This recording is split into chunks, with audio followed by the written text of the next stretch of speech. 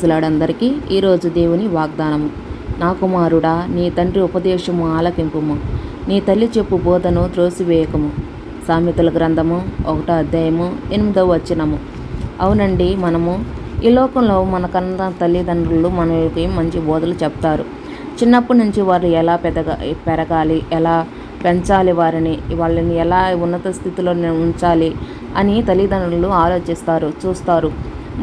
వాళ్ళు చెప్పే మాటలు మనకి ఎంతో ఉపయోగకరంగా ఉంటాయి.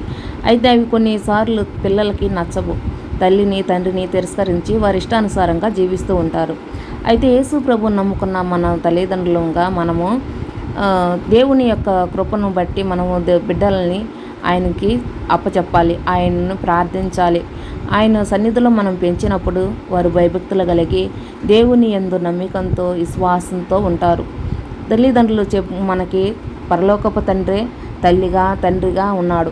ఆయన మనల్ని ప్రేమించి ఆదరించి పోషించేవాడే ఉన్నాడు. ఈ లోకంలో తల్లిదండ్రులు కొన్నిసార్లు బిడ్డల్ని వదిలేయొచ్చేమో, కానీ ఆయన నేను నీ కన్న తల్లిని మరచనేమో, కానీ నేను నిన్ను ఎన్నడూను మరువును ఇడువను ఎడబాయనని చెప్తున్నాడు. కాబట్టి మనల్ని కాపాడే దేవుడు, ప్రేమించే దేవుడు, ఆదరించే దేవుడు మన యేసు ప్రభువే. కాబట్టి ఆయనే మనకు తండ్రి తల్లి అనుకొని మనము ఆయన బోధలు యందు నమ్మిక ఉంచి, ఆయన యందు విశ్వాసం ఉంచి, ఆయన వైపు చూస్తూ నడిచినప్పుడు మన లోక సంబంధమైన తల్లిదండ్రులకి కూడా బిడ్డల మీద ప్రేమను, విశ్వాసాన్ని, నమ్మకాన్ని కలిగిస్తుంది.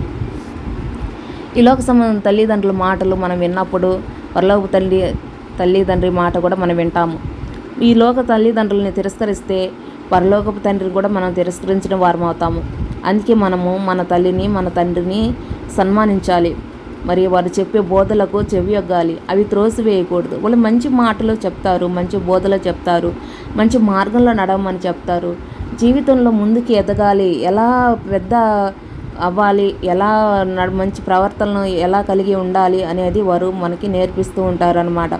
మనము లోకంలో ఉన్నాం కాబట్టి చెడు అలవాట్లకు బానిసలే చాలామంది చిన్నపిల్లలు మరి చిన్నతనంలోనే తల్లిదండ్రులను తిరస్కరించడం, వాళ్ళని కొట్టడం, తిట్టడం, చంపడం ఇలాంటివి ఎన్నో చేస్తూ ఉంటారు. కానీ వారిని దేవుని భయభక్తుల్లో యేసు ప్రభు మాటల్లో పెంచినప్పుడు వారు భయభక్తులు కలిగి దేవుని యందు విశ్వాసంతో ముందుకి కొనసాగుతారు.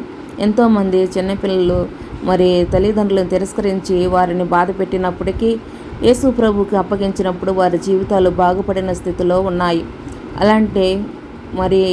ఇలాంటి మన బిడ్డల కోసము ఈ వాగ్దానాలను చేతపట్టి ప్రార్థిద్దాము. మన అనుదినము ప్రార్థనలో జ్ఞాపకం చేసుకుందాము. మా ఛానల్ను సబ్స్క్రైబ్ చేసి, లైక్ చేసి, షేర్ చేసి, కామెంట్ చేయండి. God bless you.